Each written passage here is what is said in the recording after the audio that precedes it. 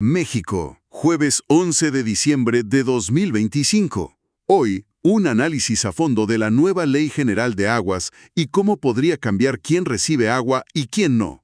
También, una reorganización profunda en el sector energético.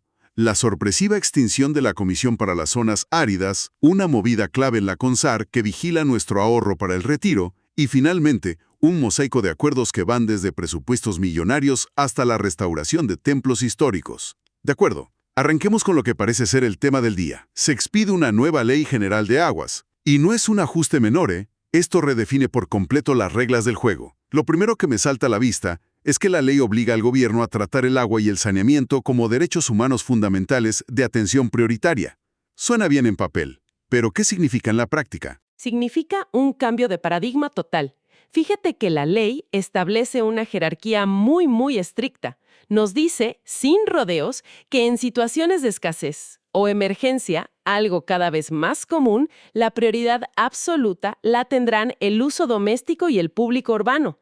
O sea, el agua para beber, para los hospitales, para los servicios básicos de las ciudades. A ver, espera un momento.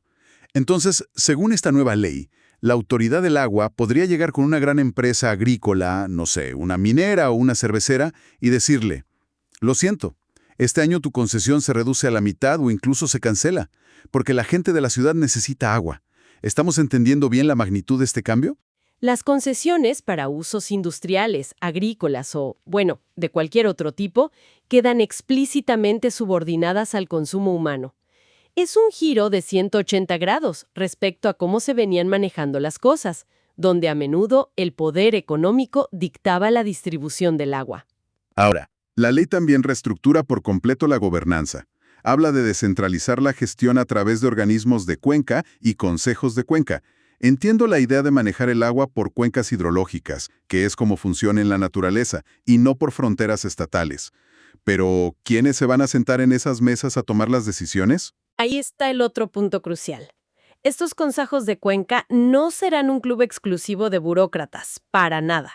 La ley obliga a que estén representados los 3 niveles de gobierno, federal, estatal y municipal, pero también, y esto es lo importante, los propios usuarios del agua y organizaciones de la sociedad civil. Suena muy democrático. Pero, a ver, seamos honestos. ¿Esto no corre el riesgo de volverse un caos burocrático donde nadie se pone de acuerdo y se paraliza todo? Me imagino la escena, un representante de una comunidad indígena, junto al director de una embotelladora, un agricultor de aguacate y un funcionario de gobierno. ¿Realmente van a poder decidir algo? Ese es el gran riesgo, sin duda. El diablo, como siempre, está en los detalles de la implementación, ¿no? Una cosa es lo que dice la ley, y otra muy distinta es hacer que en la práctica la voz de esa comunidad indígena tenga el mismo peso real que la del cabildero de la gran corporación. Ese será el verdadero desafío, que no se convierta en una simulación de participación. O sea que la intención es buena, pero la ejecución lo será todo. Y veo otro principio que suena lógico, pero que puede ser polémico, el de usuario pagador.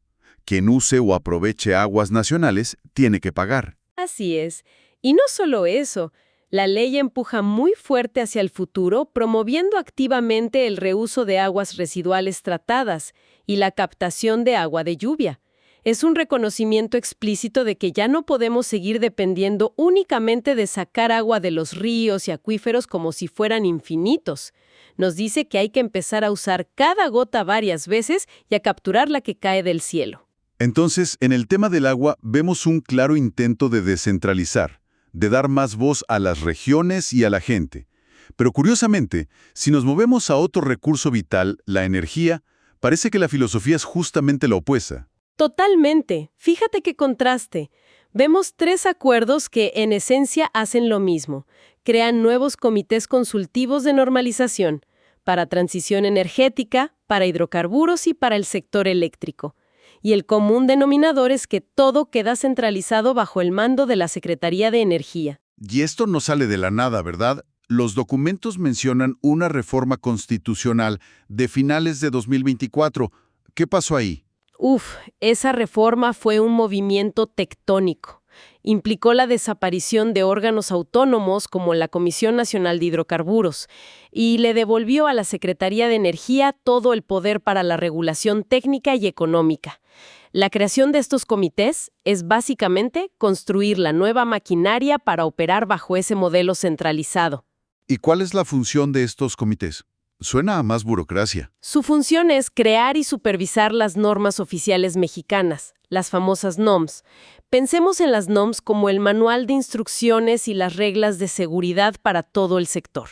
Desde la calidad de la gasolina que le pones al coche, la seguridad de una instalación de gas, hasta la distancia mínima que debe haber entre un cable de alta tensión y una casa. Todo eso está en una NOM. Son las reglas técnicas del juego. Entendido. Y veo que la lista de integrantes de estos comités es amplísima. En el de transición energética, por ejemplo, están los de siempre. La CFE, o sea, la Comisión Federal de Electricidad, y Pemex, Petróleos Mexicanos. Pero también la UNAM, el Politécnico, cámaras industriales como la CONCAMIN y hasta colegios de ingenieros. Exacto. Y esto nos lleva a una pregunta clave. Esta centralización en la Secretaría de Energía, aunque se vista con comités de amplia participación, ¿va a agilizar la creación de normas o la va a complicar? La intención declarada es mejorar la coordinación. Claro, la coordinación. Siempre es la intención. La pregunta es si tener a 30 personas de instituciones distintas en un comité es coordinación o es una receta para el desastre, ¿no? Es como intentar cocinar una cena gourmet con 30 chefs en la misma cocina. Puede salir algo genial o un incendio. Es una excelente analogía. El éxito dependerá de si la Secretaría de Energía logra ser un director de orquesta eficaz o si se convierte en un cuello de botella. Y siguiendo con esta línea de reestructuras, pero ahora en el campo, nos encontramos con las bases para extinguir a la Comisión Nacional de las Zonas Áridas, la CONAZA. El argumento oficial es que ya no es conveniente su operación desde el punto de vista de la economía nacional. Es una forma muy, pero muy burocrática de decir adiós. Fíjate que es un argumento interesante.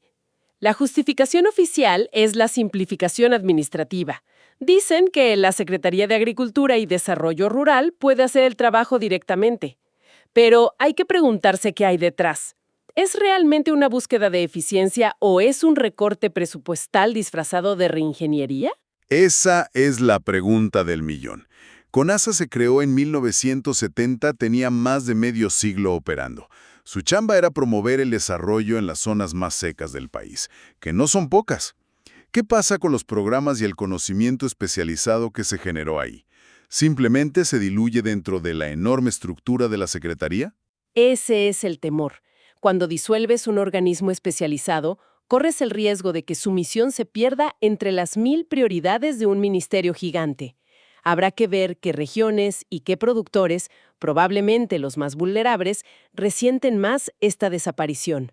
Pasemos ahora el dinero a las finanzas públicas. Vemos la publicación de los calendarios de presupuesto para 2026 de varias dependencias.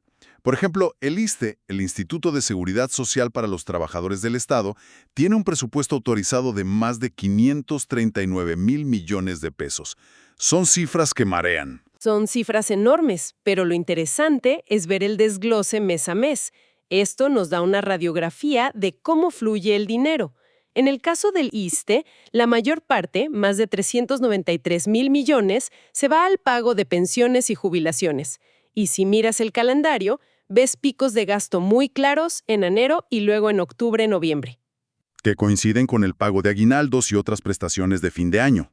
O sea, estos calendarios nos permiten anticipar cuándo el gobierno va a inyectar grandes cantidades de dinero a la economía. Exacto, es el pulso financiero del gobierno hecho público. Y hablando de dinero, pero del nuestro, del que ahorramos para el futuro, se publica un nuevo y extenso manual de organización de la CONSAR, la comisión que vigila el sistema de ahorro para el retiro. A primera vista, un manual de organización suena increíblemente aburrido, puro organigrama y listas de leyes. Pero si lo vemos como el ADN de la institución que cuida el dinero de nuestra vejez, la cosa cambia. La pregunta es, ¿esta actualización es solo papeleo o nos dice algo sobre el futuro de las Afores? Totalmente. No es casualidad. Este tipo de reestructuras internas profundas no suelen ser solo por mantener los papeles en orden. A menudo preceden a cambios más grandes. Podría ser una señal de que se están preparando para una nueva regulación sobre las comisiones que nos cobran las Afores, o quizás para supervisar nuevos y más complejos instrumentos de inversión. Es como ver a un equipo de fútbol cambiar su alineación y su estructura táctica antes de un partido importante. Te dice qué tipo de juego planean jugar. Esa es la lectura correcta. El manual detalla una estructura muy compleja, con vicepresidencias para cada área, operaciones, finanzas, asuntos jurídicos, y la lista de leyes que deben cumplir es larguísima. Incluye hasta una ley de títulos de crédito de 1932. Esto te da una idea de la red de seguridad regulatoria que se necesita para proteger los ahorros de millones de mexicanos. Su misión, dicen, es garantizar la confianza. Este manual es el mapa de cómo planean hacerlo. Muy bien, y para terminar, demos un vistazo a un mosaico de otros avisos y acuerdos que también nos dan pistas de cómo se mueve el país. Por ejemplo, hay un aviso de la Secretaría Anticorrupción sobre una empresa de seguridad privada, Grupo Price de México. Se le había inhabilitado, pero un juez acaba de concederle una suspensión provisional. Este es un pequeño pero perfecto ejemplo del sistema de contrapesos en acción. Una autoridad del gobierno, en este caso la Secretaría Anticorrupción, investiga y sanciona, pero la empresa tiene derecho a defenderse ante el Poder Judicial a través de un amparo. Y mientras el juicio de fondo se resuelve, un juez puede decidir suspender temporalmente la sanción. Nos recuerda que las decisiones del gobierno no son la última palabra. Interesante. Y en un tema completamente distinto, más cultural, el Instituto de Antropología e Historia modifica un convenio con la Ciudad de México. Se aumentan los recursos a casi 33 millones de pesos para la reconstrucción de monumentos históricos dañados por los sismos de 2017.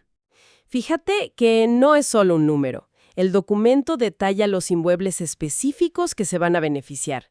Se mencionan, por ejemplo, el Templo de Nuestra Señora de Loreto y el Templo de la Santísima Trinidad, ambos en el centro histórico. Son acciones muy concretas para recuperar un patrimonio que es de todos y que sigue herido 8 años después del sismo. Y al final, casi escondido, un cambio en la Secretaría de Salud que suena técnico pero que nos afecta a todos en el consultorio. Se elimina el comité que desde 2008 creaba las guías de práctica clínica. Así es, pero no es que desaparezca la función, sino que se transforma y se eleva de nivel. Se crea un nuevo comité, ahora bajo el mando del Consejo de Salubridad General, que absorberá esas tareas para crear protocolos de atención médica. La idea es que si tienes una enfermedad, el tratamiento base que recibas sea el mismo en un hospital de alta especialidad en la Ciudad de México que en un centro de salud rural en Chiapas. O sea, ¿se busca estandarizar la calidad de la atención médica en todo el país? Exactamente. El objetivo es homologar los tratamientos en todo el Sistema Nacional de Salud, para evitar que cada institución, IMSS, ISSSTE, Salud, haga las cosas a su manera. Busca mayor equidad. El reto, claro está, será que esos protocolos tan bien diseñados en un escritorio en la capital se apliquen de verdad en la consulta del día a día en cada rincón del país. Entonces, si damos un paso atrás y vemos todo el panorama de hoy, ¿qué historia nos cuenta? Nos cuenta la historia de una administración pública con dos almas que parecen ir en direcciones opuestas. Por un lado, con la nueva ley de aguas, vemos un impulso muy fuerte hacia la descentralización, hacia la participación ciudadana, hacia crear soluciones desde la base, en las cuencas. Es un modelo que confía en lo local. Pero, por otro lado, en sectores como el energético o incluso en la reestructura del sector agrícola con la desaparición de CONASA, observamos una tendencia clarísima a la centralización del poder, a consolidar funciones y a tomar las decisiones desde el centro. No es una filosofía única, entonces. Es como si aplicaran recetas distintas para problemas distintos. Precisamente, no hay una sola línea. Parece un enfoque pragmático, o quizás contradictorio, adaptado a cada sector. Y la pregunta que inevitablemente queda flotando en el aire es, a largo plazo, para los grandes desafíos que enfrenta México, ¿cuál de estos dos modelos demostrará ser más eficaz?